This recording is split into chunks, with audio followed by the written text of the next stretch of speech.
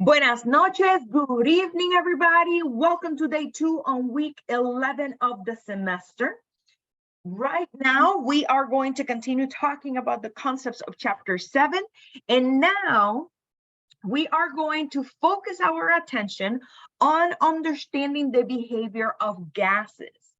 In class on Tuesday, we actually learned how attractive forces are going to explain some of the behaviors that we see in molecules that share the same polarity. And we learned about how if molecules share the same polarity, then they will be able to dissolve into one another. We also learned how if we have molecules that are in different states of matter, as they go from solid to liquid to gas, then the attractive forces are going to be reducing just because of the properties of the substances as they are found in a solid, then in a liquid, and as a gas, okay? So let's just now focus on gases specifically, and let's understand, as I just mentioned a few moments, that when it comes to gases, the attractive forces are actually limited. So substances that are found in gas form are going to have the least amount of attractive forces, okay? Now, when we think about gases, we need to talk specifically about the kinetic molecular theory. And this theory is actually going to let us know how is it that gas particles, molecules actually behave in a system. As you can see, when we focus on the kinetic molecular theory, the word kinetic means energy due to movement. Molecular stands for molecules, and theory is just because there is experimental data that explains the behavior of gas particles.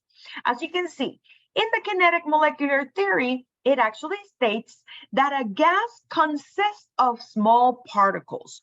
On the image that we have on the right side, you can see the illustration of gas particles with those orange balls and those green balls, okay? Now, it is known that these gas particles are going to move in a specific direction, and that is in a straight line, okay? Now, gas particles, because they do not have attractive or repulsive forces, they're going to move freely, okay? So, but they are going to move, again, in a straight line up until, so if we follow specifically these particles, and the trace that we see is going to be the one of the orange one, if we focus on the shadow there. So when it comes to gas particles, again, no attractive or repulsive forces. And as you can see here, they're going to move freely in a straight line up until two situations. They're going to move, as we can see in the first part of the shadow. Let me make this a little bit thinner. Move until they encounter another gas particle, which is what we see here with this orange shadow. But then once it has encountered it, as you can see, it's going to bounce off, okay? And then it's going to, again, move in a straight line.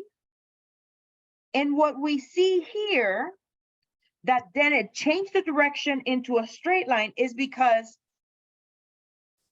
in here is going to move until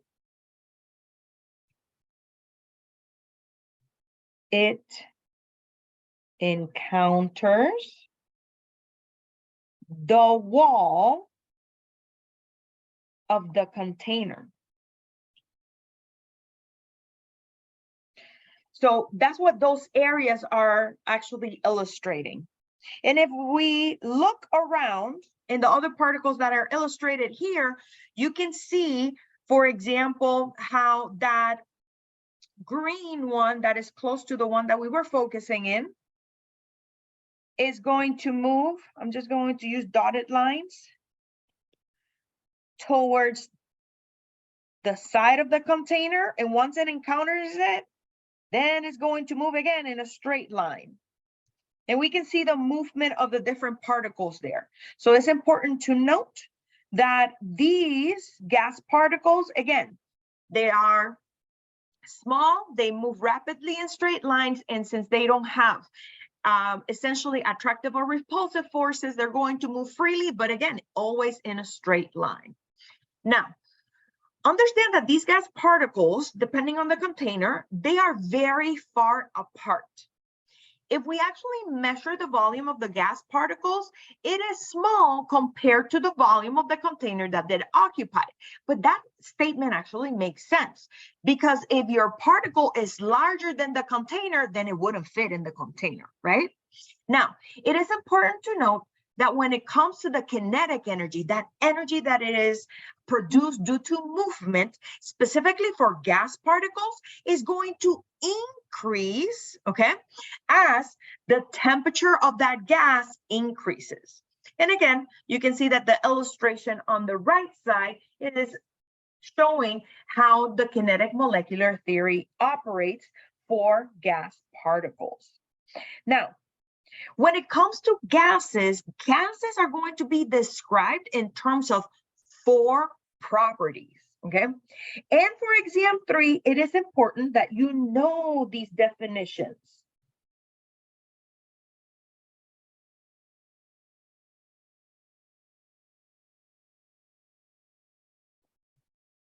Okay?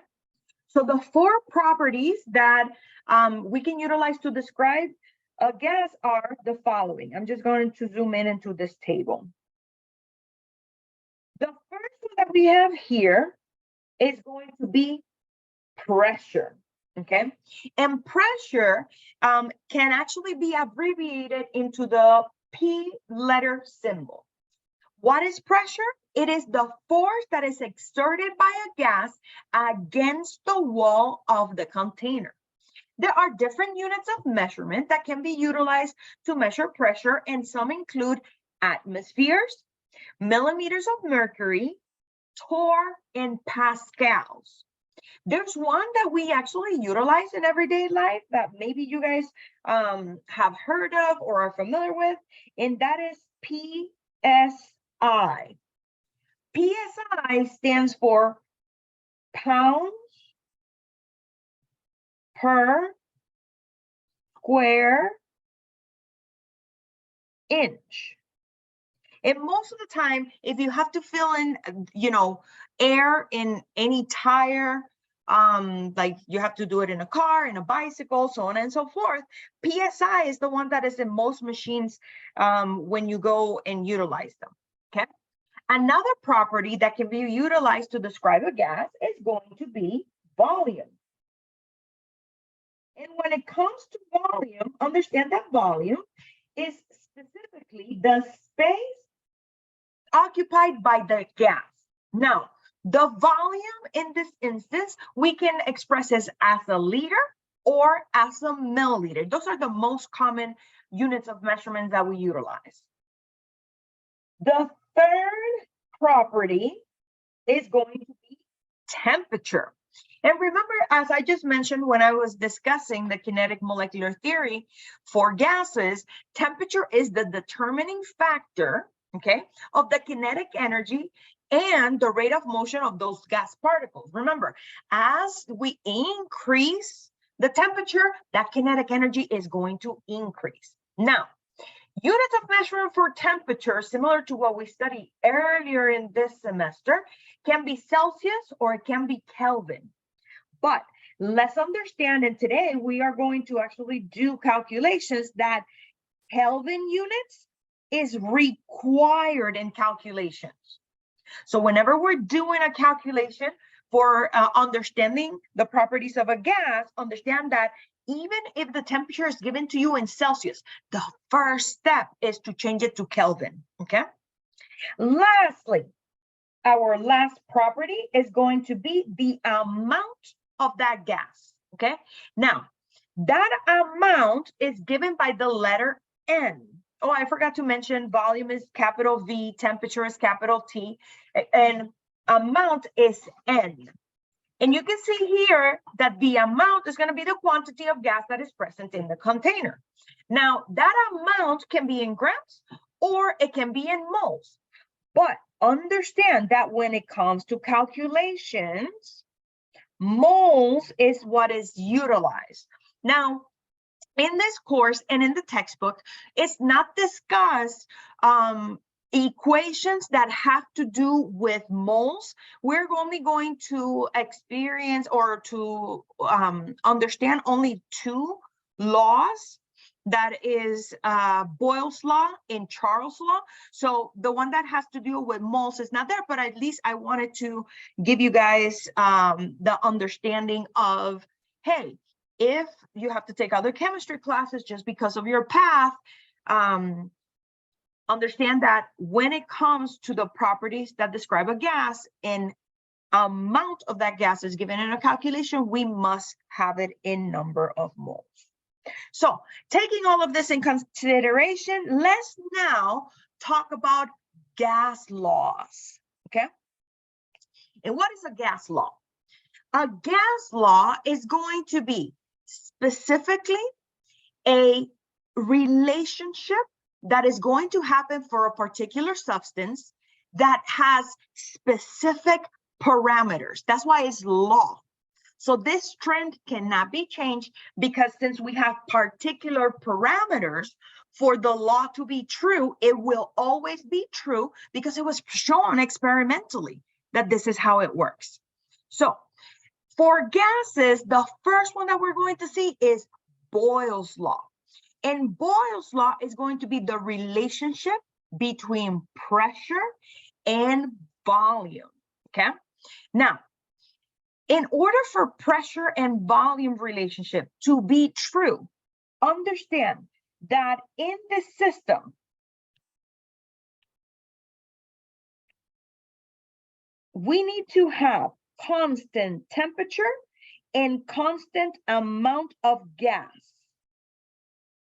Because if there's variations in those two properties, then the relationship that I'm about to describe for pressure and volume, it's not real. So understand that the reason why Boyle's law exists is because under these systems, temperature is constant, amount of gas is constant. So what is the relationship between pressure and volume? As you can see, the pressure of a gas is inversely related to its volume, okay?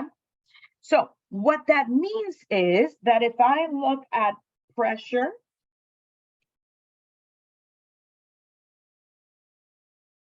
how it relates to, so understand that this is not an equal sign, this is just relates to, it's just three lines. To volume is that if pressure goes up, volume goes down. And similarly,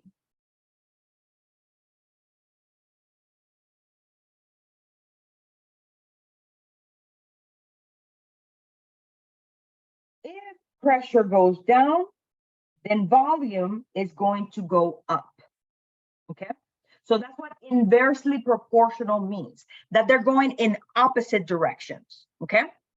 And it doesn't matter if we're talking about changes in volume to changes in pressure, we have to keep in mind that they are going to go in different directions. If I have a pressure going up, then that's going to reduce my volume. But if my pressure goes down, then that's going to increase my volume, okay? Now, for this gas law, it's important to note that the equation that shows this inversely proportional relationship between pressure and volume, which can also be expressed in the following way: pressure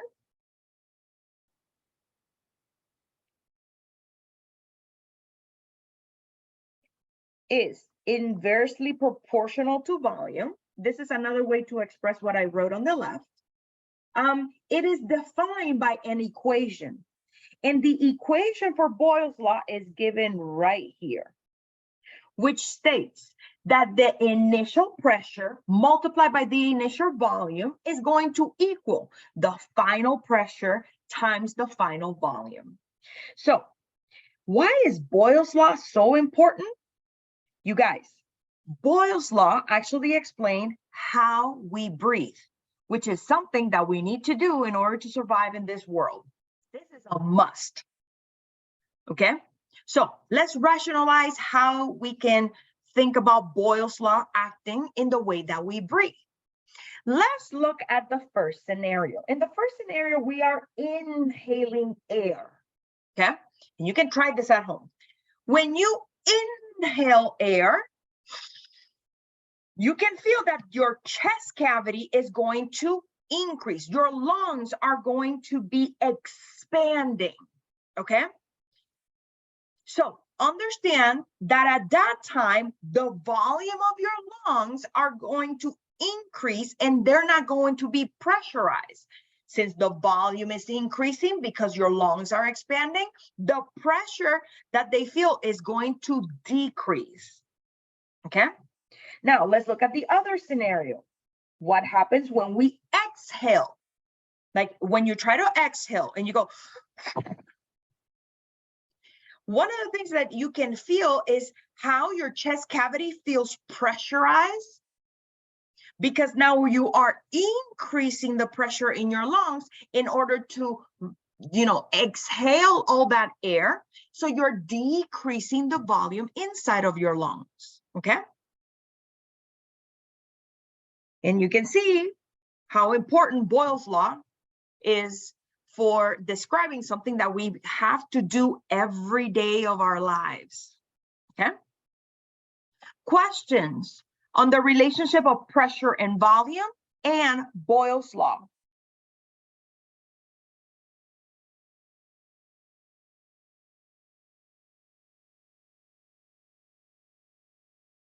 Since there are no questions, oh, Elizabeth, question?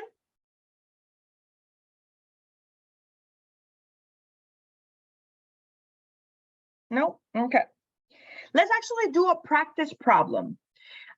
Understand, you guys, that when it comes to gas law problems, all you have to do is read the question, understand the numbers that are given to you, apply them to the equation. So this is the part of the course where we're going to utilize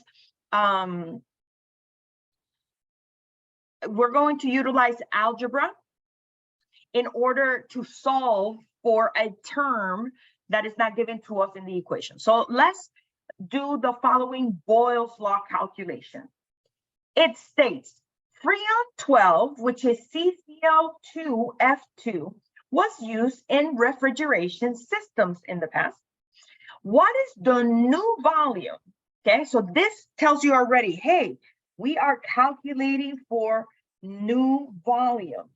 That means that we're trying to find V2 of an 8.0 liter sample of Freon gas that initially was at 550 millimeters of mercury. After its pressure change to 2,200 millimeters of mercury at constant temperature and number of moles, okay? So right now, let's just make a list of all the things that are given to us, okay? So remember, when we have Boyle's law, for Boyle's law, this is going to be P1 times V1 equals P2 times V2, okay? So we can see here that P1 is given, that is 550 millimeters of mercury. We also have V1, which is 8.0 liters. Lastly, we have P2, and P2 is 2,200 millimeters of mercury, okay? So even before we start this problem, let's say that we had in the homework or in the exam next week, a multiple choice question. Let me ask you guys. When it looks at these, and we already know the relationship that pressure is inversely proportional to volume, okay? Give me a moment, I don't see my note.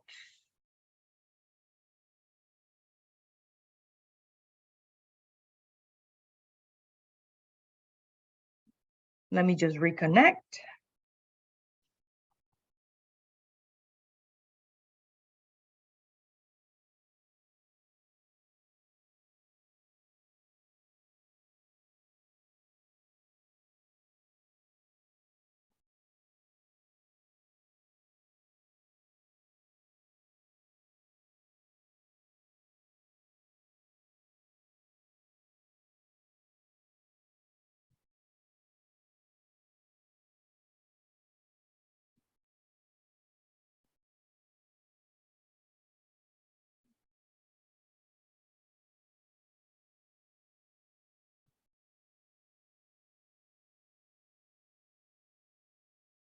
Great.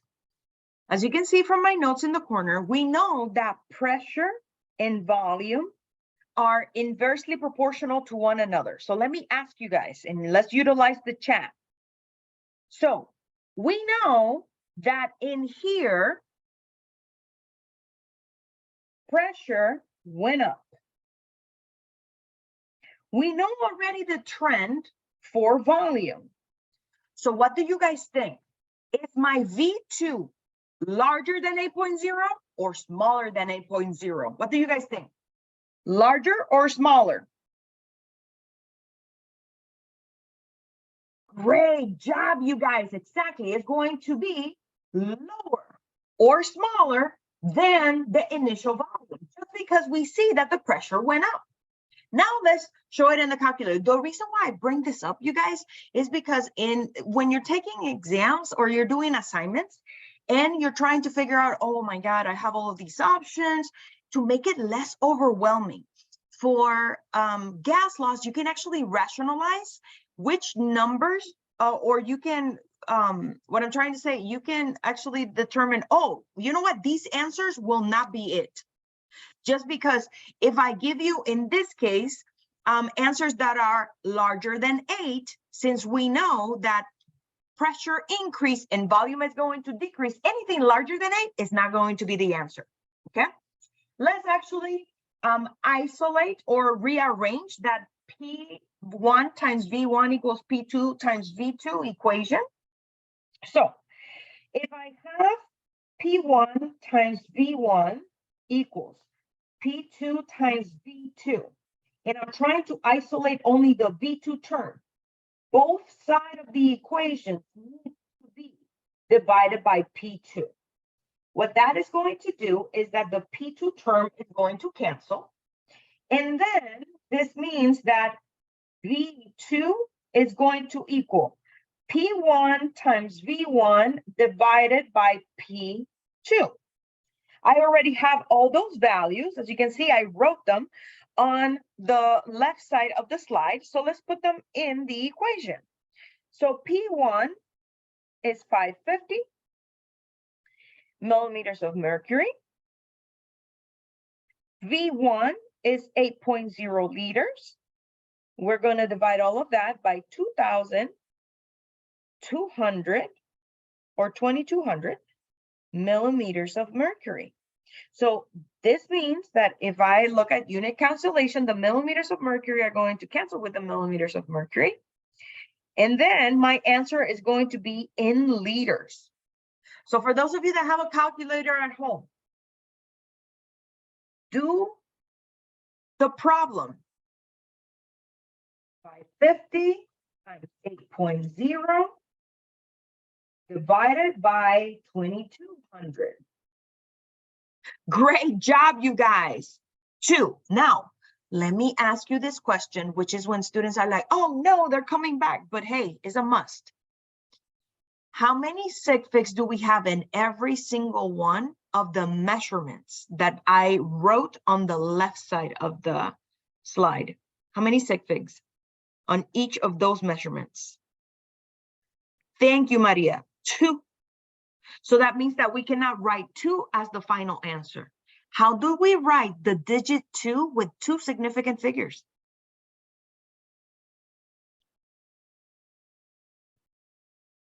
Thank you, Katie. Exactly. 2.0 liters is our final answer. So whenever we're doing gas law problems, just keep in mind that we must express our answer with the correct number of sig figs, okay? And that is always going to depend on the measurements given. Any questions on Boyle's law?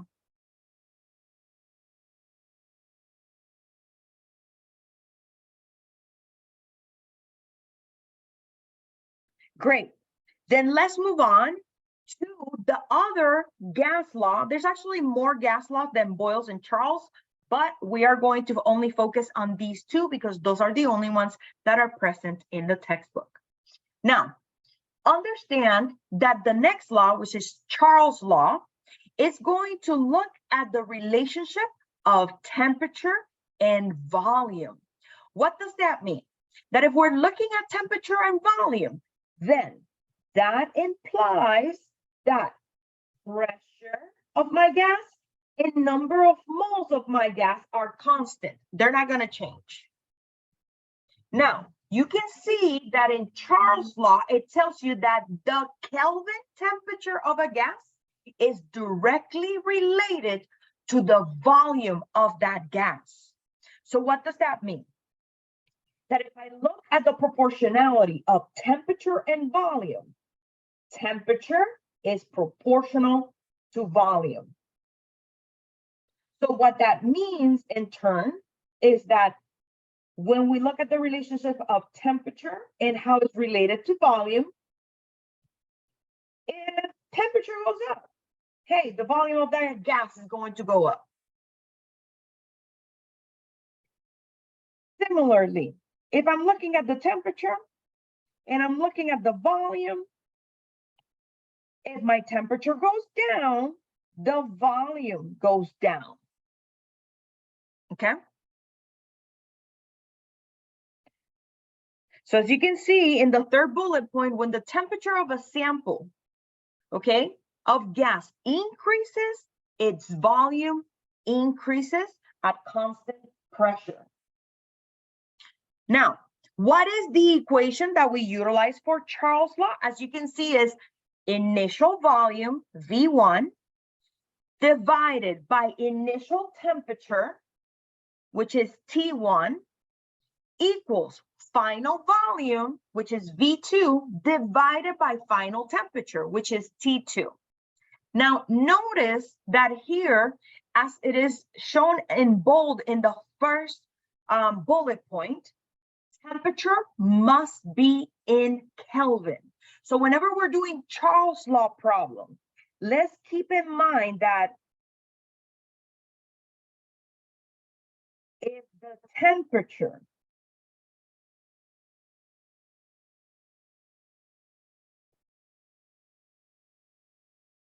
of the gas is given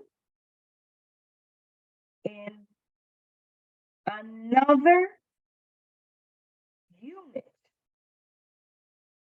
it must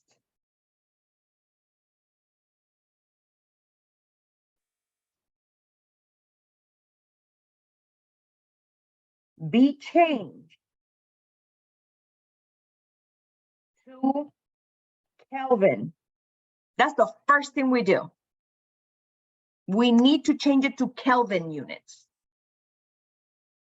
Okay? Now, where do we see a real life example of Charles' law? As you guys can see in the image that we have on the slide, this Charles' law actually explains why is it that we have hot air balloons, okay? Now, understand, you guys, has anybody seen them? Put a 1 in the chat if you've seen that. They look so awesome. I don't know if people are afraid of heights and they're like, oh my God, I will never do that. Anybody knows a person that has actually taken a hot air balloon ride? Put a 2 in the chat. Oh, there you go. At least Vanessa knows somebody. I have never done it. My best friend is coming to visit me in March with her family, and this is one of the things that she wants to do. Go on a hot air balloon ride here in California, because there's several places that you could do it here in, I think Temecula also has them. Yeah, exactly. Thank you, Katie. Yes, Temecula also has them. But I think the Temecula is for like, I don't know if they have it in the afternoon or the morning. I have to really look into it, because this is just one of those things that she wants to try. But how does a hot air balloon works? Okay. The reason why it's called hot air is because for those of you that have seen them up in the air or close, you know, whichever way, on videos, live, whichever way you've seen them, you know that there is a giant flame, okay? That when that turns on, what that is doing is actually, since the temperature is increasing, that is increasing the kinetic energy of the gas molecules that are, you know, present in our atmosphere and are actually contained in there. In addition, when those air particles are, you know, exposed to this increase in temperature, another thing that happens is that, as you can see with Charles' law, the volume of them is going to be increasing, okay? To the point that, as you can see here in the image that we have, all of that container, so technically the balloon is the container, is going to be filled with those hot air particles or molecules that are contained. And again, all of that is coming from the air that we have in our atmosphere. It's not that specifically they fill it with a particular gas. They're just utilizing nature. And as you can see, Charles' law in order to make it happen. So it's actually quite interesting. Best use of Charles' law. Now, let's do one problem with Charles' law to see how it actually looks. And we have the following problem. A balloon has a volume of 785 milliliters at 21 degrees Celsius. If the temperature drops to 0 degrees, what is the new volume of the balloon? And we have to take into account that this is going to happen at constant pressure and moles, okay?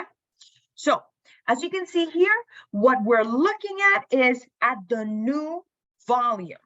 So first, let's actually write the equation for Charles' law, which is V1 over T1 equals V2 over T2. Because the question is asking, what is the new volume? What we're trying to do is find V2. Okay, that's what we're trying to do.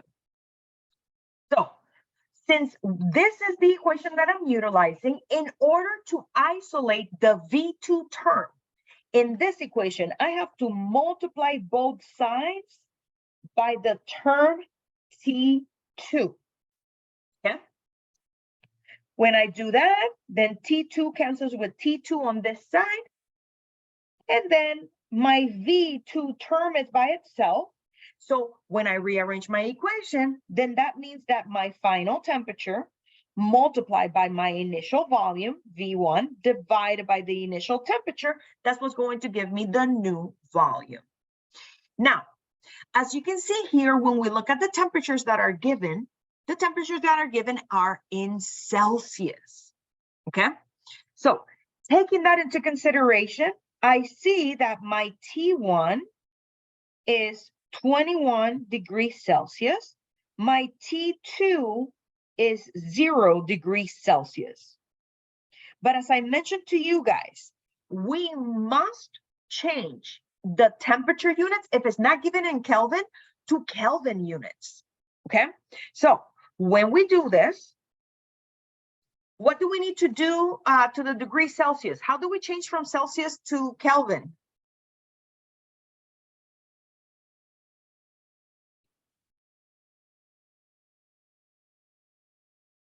Thank you, Maria. We're going to add 273. Thank you, Katie, for the equation. You guys can actually see the equation in the chat.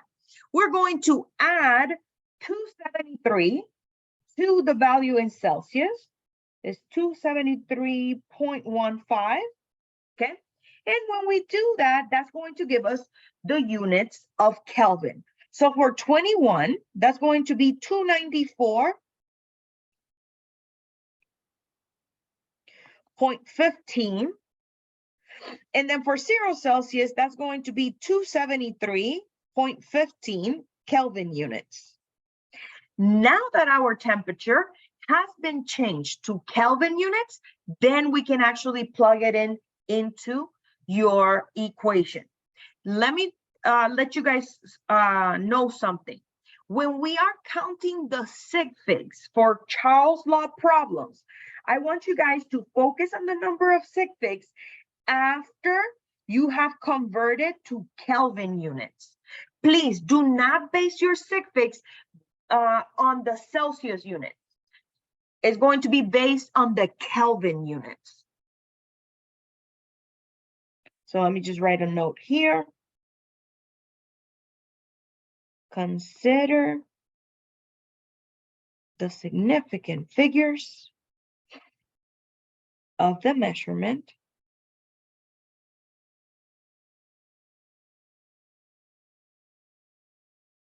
after the conversion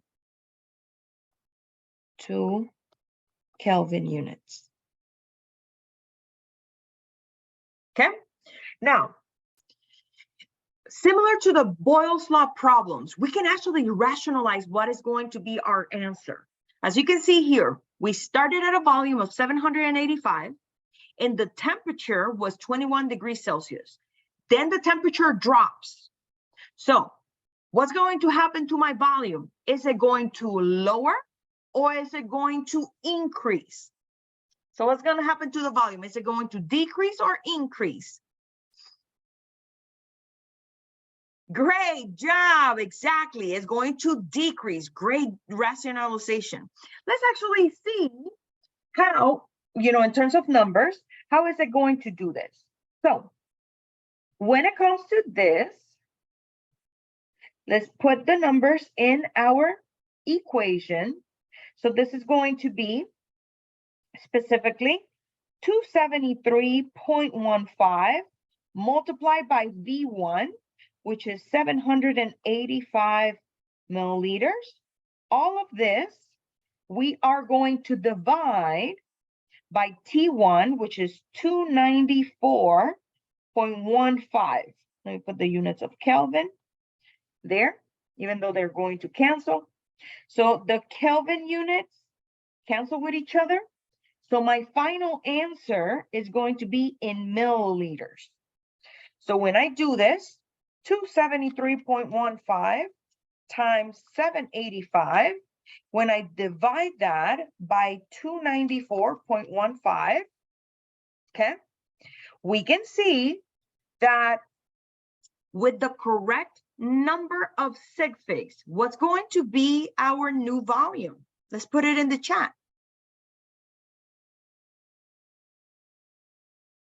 And we need to round to 3 sig figs because out of all of our measurements, this has 3 sig figs. This has 5 sig figs. This has 5 sig figs. So that's why we're rounding to 3.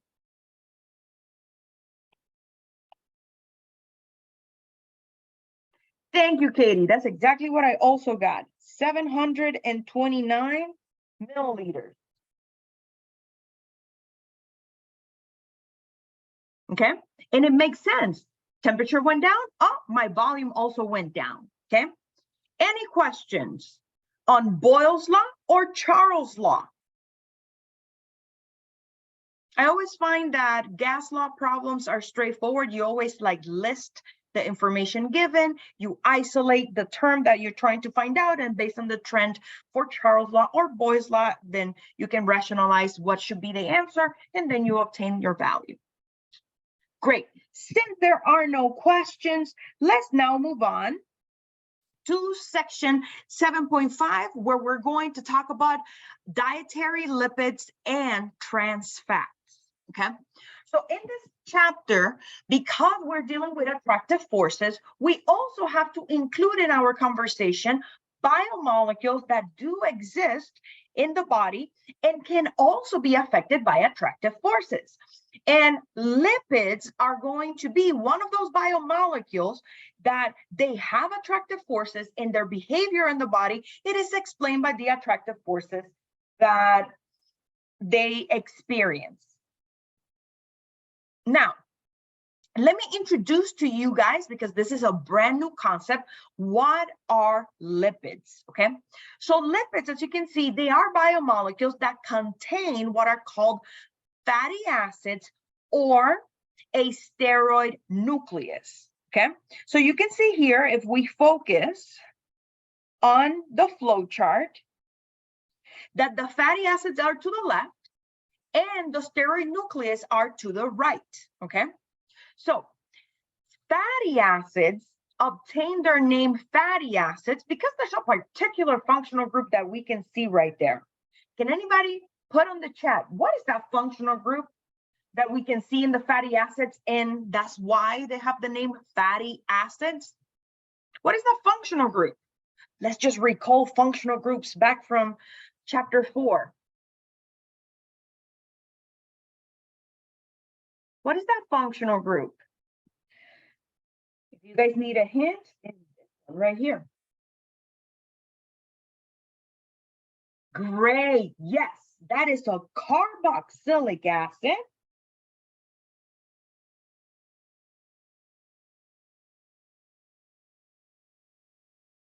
So that's why they're called fatty acids, because they have a carboxylic acid.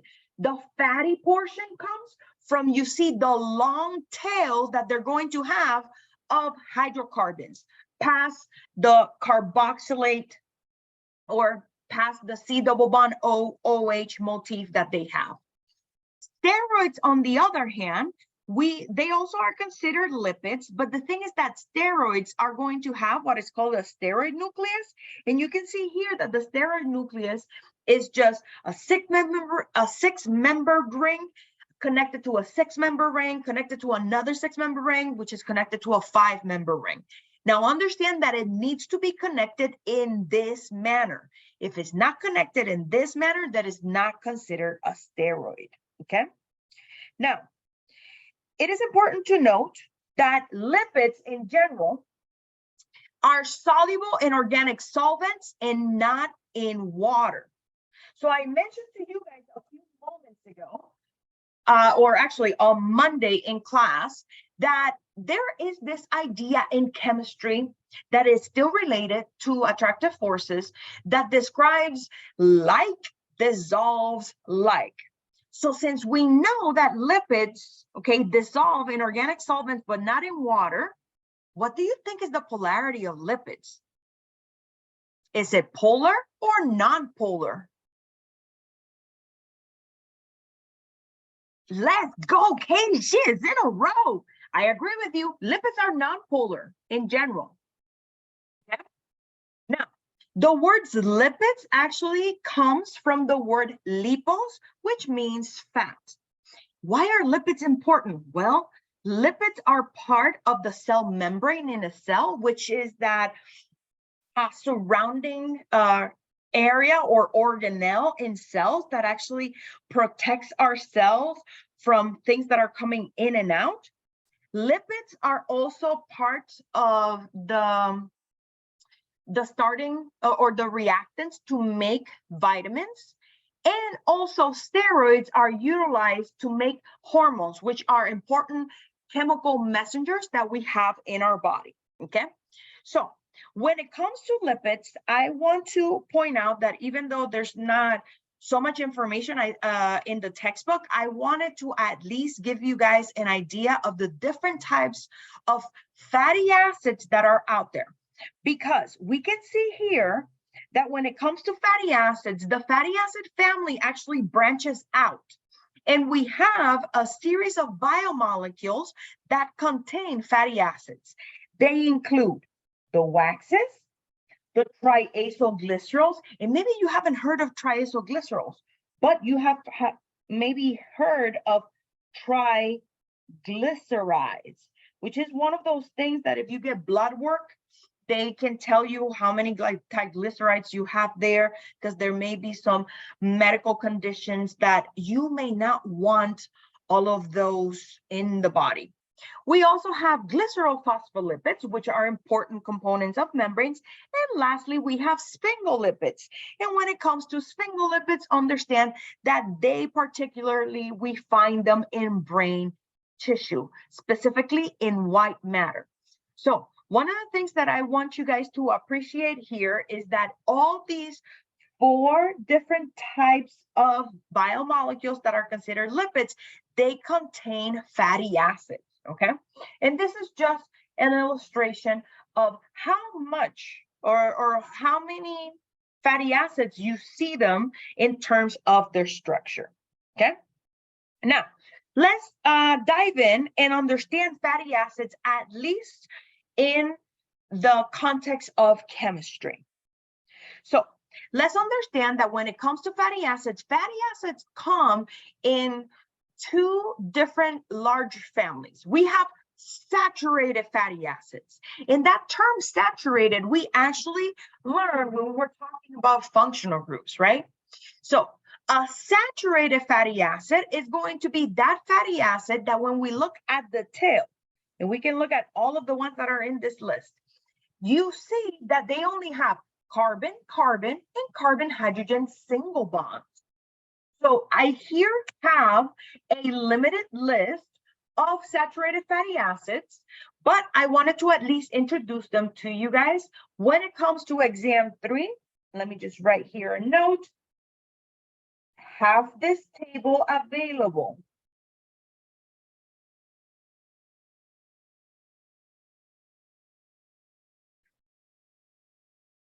Because I will be asking questions of the structures that we see here for the fatty acids. Okay, so you can see here that we have first lauric acid. Lauric acid, which is present in coconut. So whenever you consume coconut oil, this is the fatty acid that you're going to specifically consume, is a saturated fatty acid of 12 carbon atoms. Here we have the condensed structure on the top, and then we have the skeletal structure in the bottom. I just wanted to illustrate that. This table also gives you the melting point for the different saturated fatty acids. Then we have myristic acid. Myristic acid can be found in nutmeg, and you can see here that it has 14 carbons. We have palmitic acid. Palmitic acid has 16 carbons, okay? And we can see its structure. And then we have lastly stearic acid. Stearic acid is what's in animal fat. And you can see the structure. So all of these are actually saturated fatty acids, okay?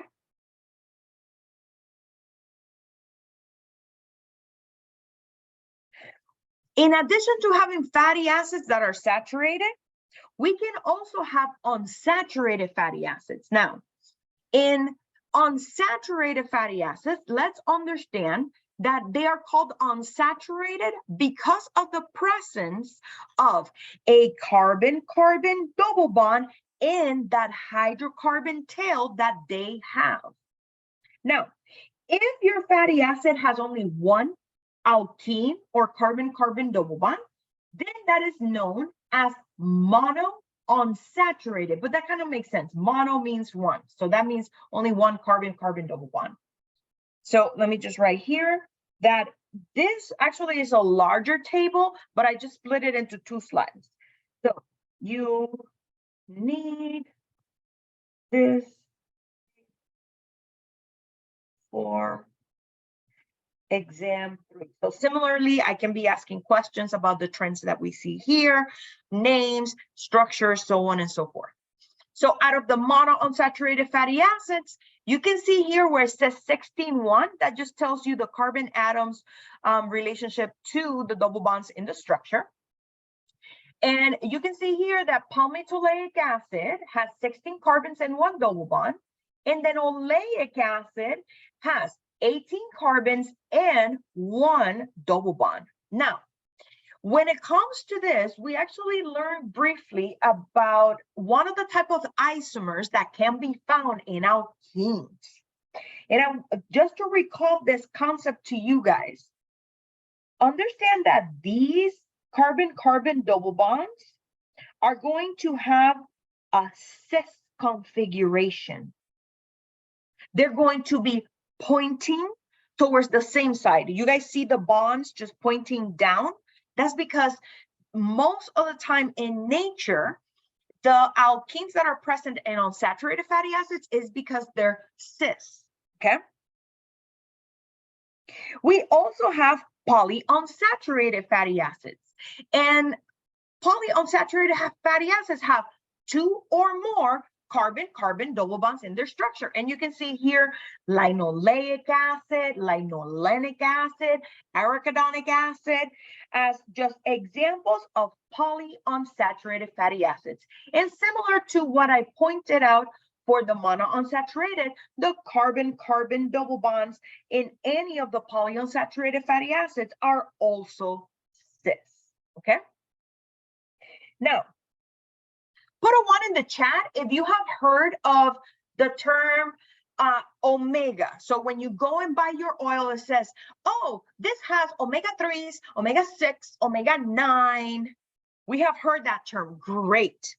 So if you have ever wondered, what does omega means? Well, let me illustrate it to you guys. Omega actually refers to the location of the carbon-carbon double bond in your fatty acid. So let's take, for example, oleic acid, okay? I'm going to zoom in into this structure. When we're trying to determine the omega type for an monounsaturated or polyunsaturated fatty acid, and here I'm just taking oleic acid as an example, this is how they determine that name. You're going to number your fatty acids is starting from the end that is opposite to the carboxylic acid. So you're going to say, okay, this is carbon 1, 2, 3, 4, 5, 6, 7, 8, 9. So in olive oil, for example, which is made out of oleic acid mainly, we'll see that it says that that is an omega, which is omega is just the Greek term that is utilized for the carbon-carbon double bond. This is an omega-9 fatty acid, okay? So take a moment. Let's determine what is the omega term for palmitoleic acid. And let's put it in the chat.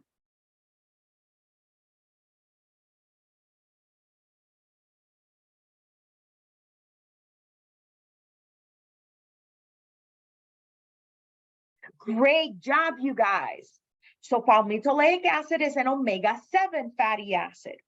So what happens when you have polyunsaturated fatty acids like linolenic, linoleic, or arachidonic? Well, for example, linolenic acid, which is what we see in corn oil, which is interesting to me. We've seen many commercials that it says, oh, corn oil has all of these omegas, okay? But then people sometimes assume that these are going to be different compounds.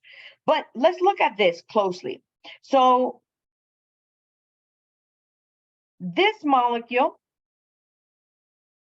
is the one that is found in corn oil. So if we do the same exercise where this is 1, 2, 3, 4, 5, 6, 7, 8, 9, 10. How we talk about corn oil, and you can actually see it in many labels, is that it says, oh, this corn oil has omega-3, omega-6, and omega-9 fatty acids. That omega-3, 6, 9 doesn't refer to different molecules. It's a single fatty acid that has a carbon-carbon double bond, again, starting from the end that is opposite from the carboxylic acid. And when we look at it, it's going to be like, oh, the first carbon in the double bond is at 3, is at 6, or is at 9. So right now, I want you guys to do the same for linoleic acid, which is what we find in soybean, safflower, and sunflower oil.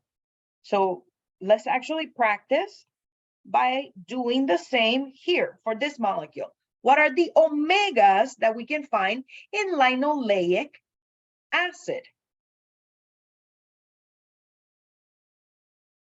Let's put it in the chat.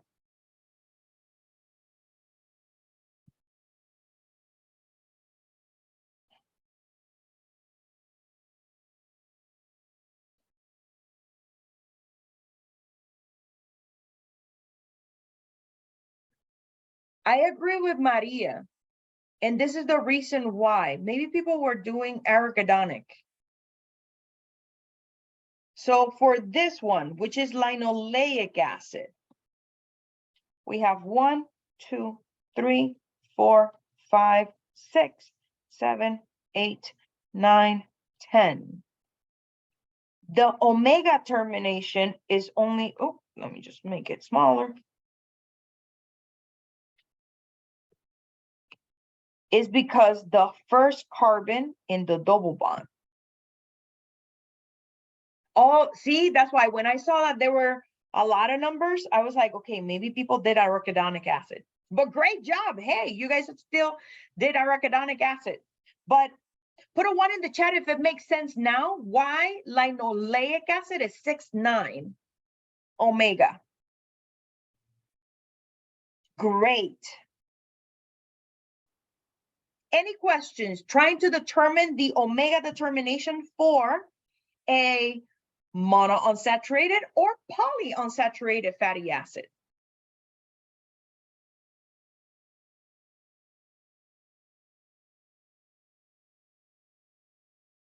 Okay, so let's move on to the next concept, which is fats versus oils.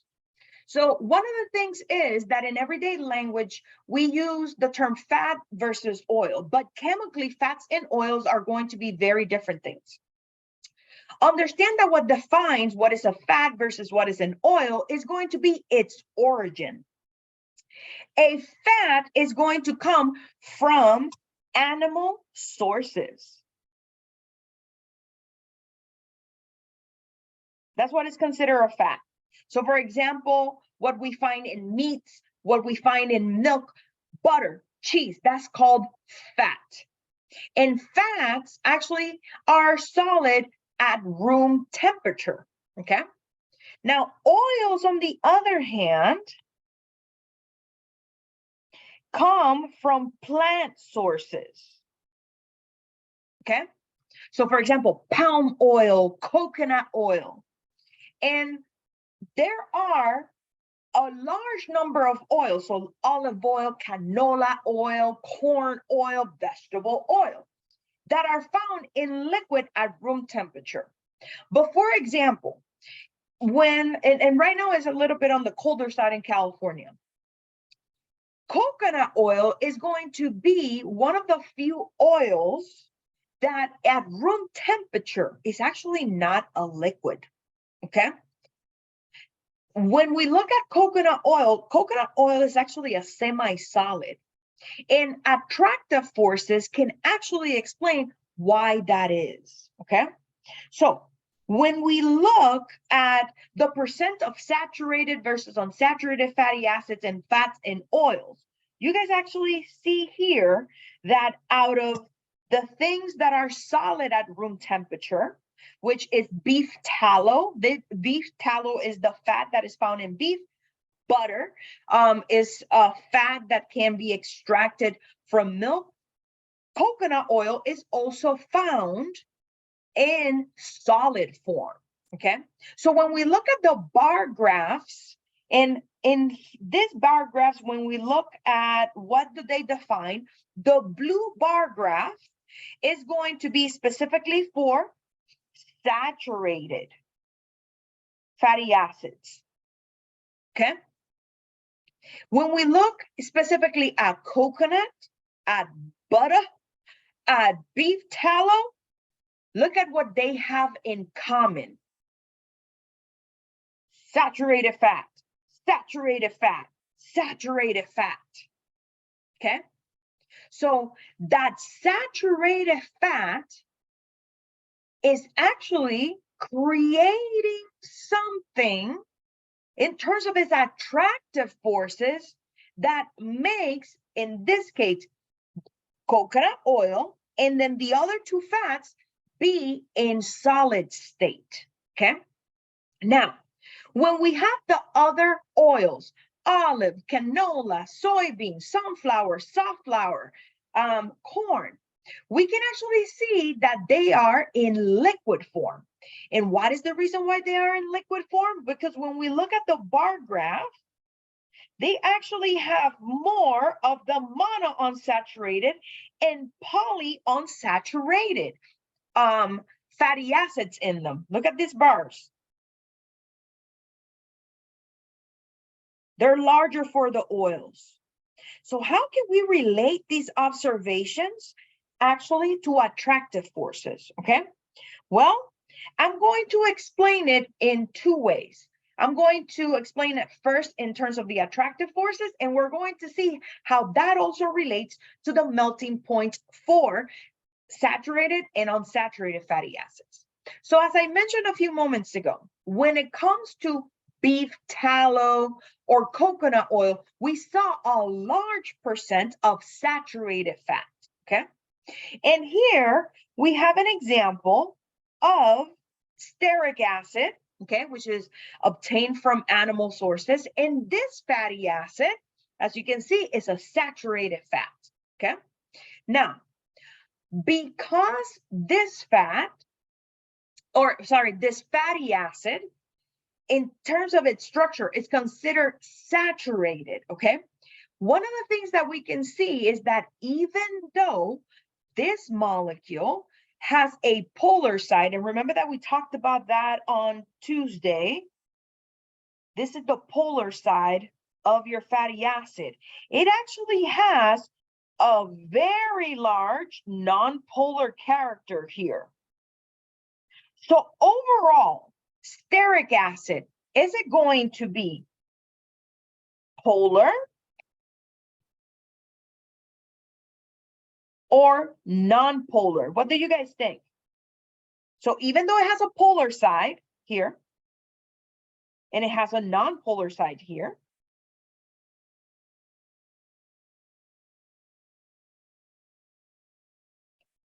great job, you guys, non-polar, I agree. Now, another thing that we talked about on Tuesday, if a molecule is non-polar, then what is the major attractive force that they experience?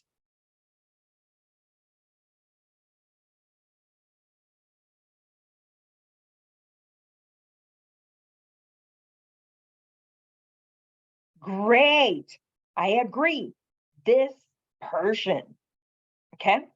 Now, there's something particular about the dispersion force that these saturated fatty acids that can be found in fats and oils experience, okay?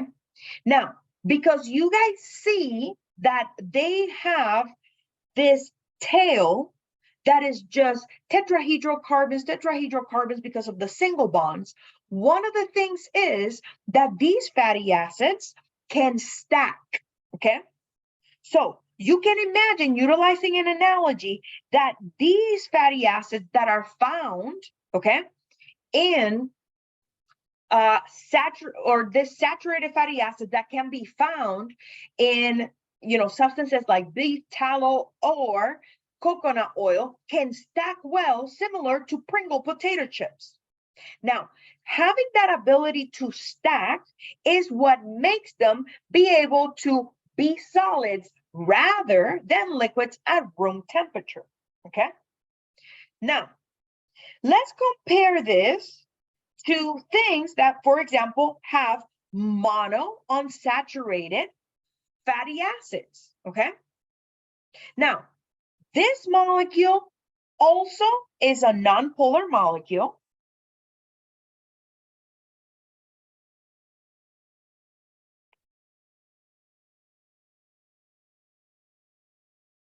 because overall, when we look at this, look, all of this is just nonpolar, right? Only this corner is polar. So overall, this is also a nonpolar molecule. But look at the difference of what the dispersion forces are doing.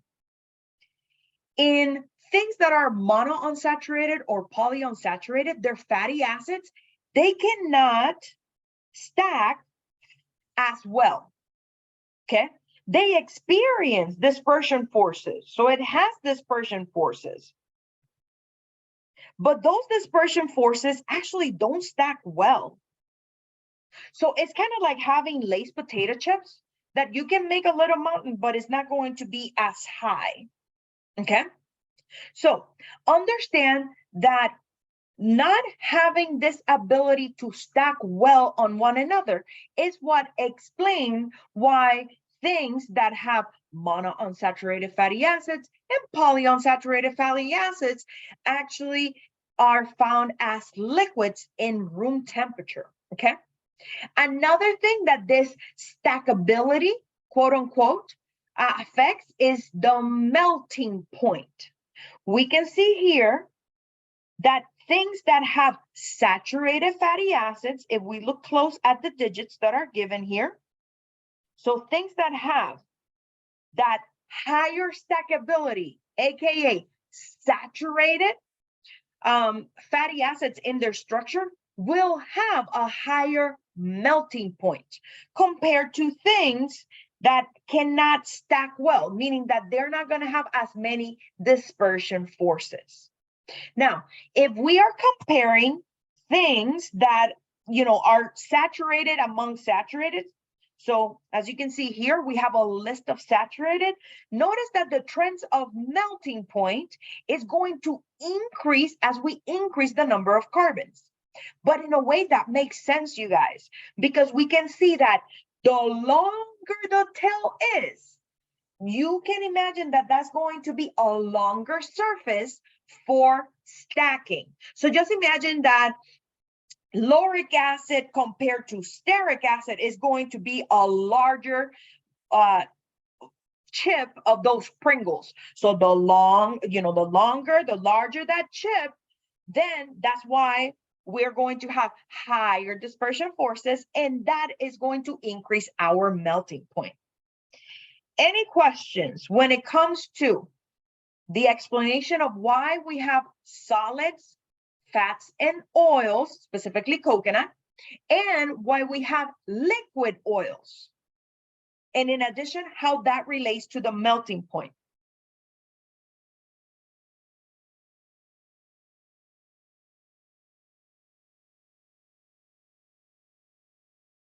Great. There's one more thing that I want to mention before I let you guys go. When it comes to reactions, the only reaction that we're going to talk about is hydrogenation, okay? So the hydrogenation reaction, it is utilized in commercial food items in order to create products, as you can see here, like margarine, like shortening.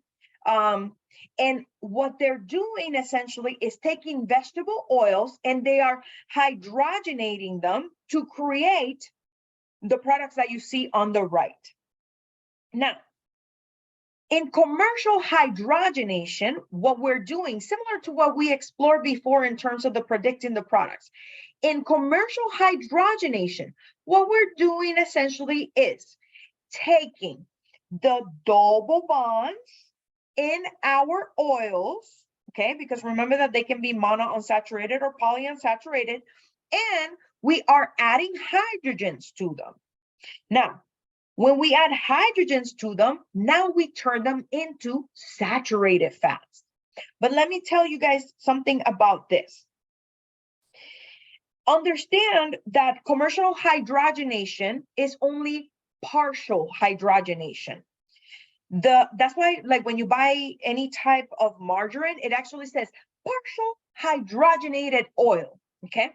And another big thing that shows up, at least now in food products, it says zero trans fat, okay? So I'll explain the trans fat in a moment. The reason why partial hydrogenation occurs is because where you have your more saturated product, which is going to be this one, once it is created, it's going to have a higher melting point. And in addition to that, like I just described, because now we have saturated fat, then that is going to be creating products that are semi-solids. As I mentioned a few moments ago, one of the things that we see commercially often in these products is that it says 0 trans fat. Well, to be honest with you guys, what happens is that in commercial hydrogenation, there is another product, meaning this is the main product, and then this is what I'm going to describe as the side product. So this is other than the main one. And that side product, okay, is called a trans fat. So what is a trans fat, you guys? Where these bonds right here, which we know naturally are cis,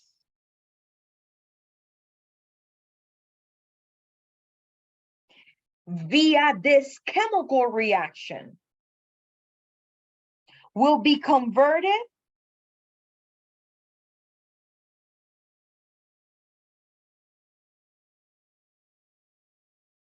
to trans. Trans fats are actually not so good for us because biochemically our body doesn't have all the required biomolecules to process them. Also, trans fat have been linked to complications with diseases like heart problems, diabetes, and because we know that our body cannot be processing them as well as the cis fat, that's why you see that in commercial hydrogenation, since it is known that they are produced chemically, they actually remove them, and then the products that you may be getting home will be the ones that just have the saturated fat in combination, because that's why it's partial hydrogenation, in combination with some of the unsaturated. But understand that the unsaturated specifically have to be there, and they're just going to be in a smaller amount, okay? But that's pretty much the concept of commercial hydrogenation. Any questions on the hydrogenation reactions that can be done on the fatty acids that are present in a particular fat, or well, in this case, we're just talking about how oils are converted into shortening or margarine. Any questions? Great. So understand that the only thing that we have left for chapter 7 is going to be section 7.6. So understand that the last concept for the exam will be the hydrogenation reaction, okay? So this is all for tonight. Thank you guys for coming. Have an excellent rest of your night, and I hope to see you guys on Tuesday.